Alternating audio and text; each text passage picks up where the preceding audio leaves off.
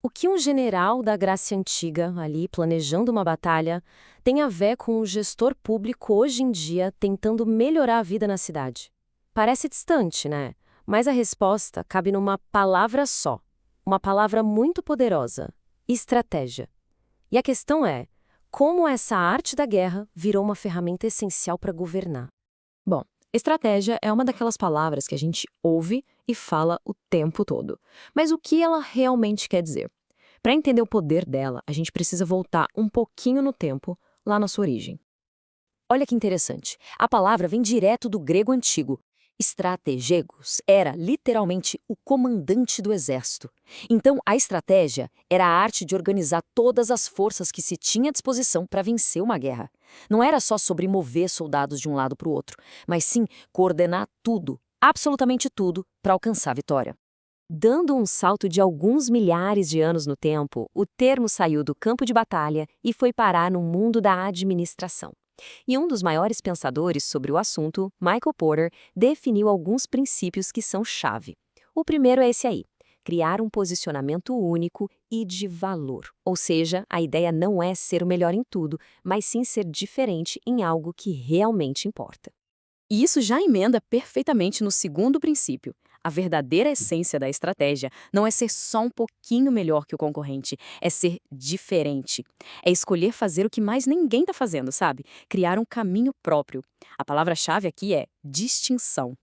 E agora vem o ponto crucial, e talvez o mais difícil de colocar em prática. Estratégia é tanto sobre o que se decide fazer, quanto sobre o que se decide não fazer. Cada vez que se diz sim para um projeto, são recursos que não vão para outros. Essa disciplina de saber dizer não que define um caminho claro e que de fato pode ser seguido. Ok, agora a gente precisa fazer uma distinção que é super importante. Muitas vezes a gente confunde ter um plano com estar de fato gerenciando uma estratégia. Mas olha, existe uma diferença gigante entre desenhar um mapa da viagem e fazer a viagem em si. Vamos pensar assim, ó. O planejamento estratégico é a planta do arquiteto. É aquele documento todo detalhado que define a visão, as metas, lindo no papel. Agora, a gestão estratégica, bom, essa é a obra acontecendo. É o trabalho do dia a dia de construir, de monitorar e principalmente de adaptar o plano quando a realidade bate na porta, né? Porque ela sempre bate. Ou seja, no fim das contas, o que o planejamento entrega é isso: um documento, um guia. Ele é importantíssimo, claro, mas é uma foto, um retrato estático do que se quer alcançar. Já a gestão, por outro lado, é o filme. É o processo vivo, dinâmico, que pega aquele papel e o transforma em ação, em resultados concretos e vai aprendendo e ajustando o curso no meio do caminho. É aqui que a estratégia realmente ganha vida. Até aqui parece até simples, né? Planeja, depois executa. Só que quando a gente transporta essa ideia para o setor público, nosso cenário muda da água para o vinho. As regras do jogo são completamente outras. No setor público, a execução da estratégia enfrenta uma verdadeira tempestade de desafios. Pensa só, um plano de longo prazo pode ir por água abaixo a cada nova eleição com a troca de governos. E tem mais, como é que se mede o sucesso? O objetivo não é o lucro, mas sim algo muito mais difícil de quantificar: o bem-estar social. Isso tudo torna a jornada de execução muito, mas muito complexa. E essa é a virada de chave fundamental. Uma empresa privada tem uma bússola clara: o lucro. Já uma organização pública busca algo muito mais abstrato, né? Gerar o bem comum e a satisfação da população. É um alvo que está sempre se movendo e tem muitas faces. E é exatamente nesse cenário complexo que entra uma cobrança cada vez mais forte da sociedade moderna, a de que as instituições públicas sejam abertas, que mostrem o que estão fazendo e quais resultados estão alcançando. E o mais curioso é que essa ideia de transparência não é nenhuma novidade. Pensa bem, isso já estava lá, escrito, na Declaração dos Direitos do Homem e do Cidadão de 1789. O direito de pedir contas aos governantes é um pilar da democracia moderna. E esse princípio histórico não ficou esquecido no passado, não. Ele veio parar aqui, na nossa lei.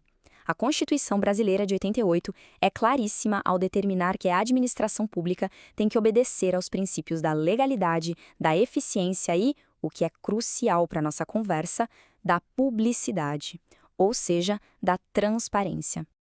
Hoje em dia, a gente usa muito uma palavra para resumir tudo isso: accountability. É uma palavra importada, eu sei, mas a ideia é simples. É a obrigação de quem tem poder não só de agir, mas também de prestar contas e de se responsabilizar pelos resultados. É o que conecta a ação à consequência. Certo, mas isso tudo é só teoria, uma conversa bonita, ou já tentaram colocar em prática? Vamos dar uma olhada em como o planejamento estratégico foi aplicado aqui no Brasil ao longo da nossa história. Pois é, o Brasil, na verdade, tem uma longa história com o planejamento nacional. Começa lá nos anos 50, com o famoso Plano de Metas de JK. Depois, atravessando os anos 60 a 80, tivemos vários planos de longo prazo durante o regime militar. Já nos anos 90, apareceu a Iniciativa Brasil 2020, e nos anos 2000, o Brasil Três Tempos continuou com essa prática. Ou seja, a vontade de planejar o futuro do país sempre esteve por aqui. E toda essa história nos leva a uma lição que é fundamental. O maior desafio, de longe, não é criar um plano bonito e bem escrito. O buraco é bem mais embaixo. É construir a ponte entre o que está no papel e o que acontece na vida real.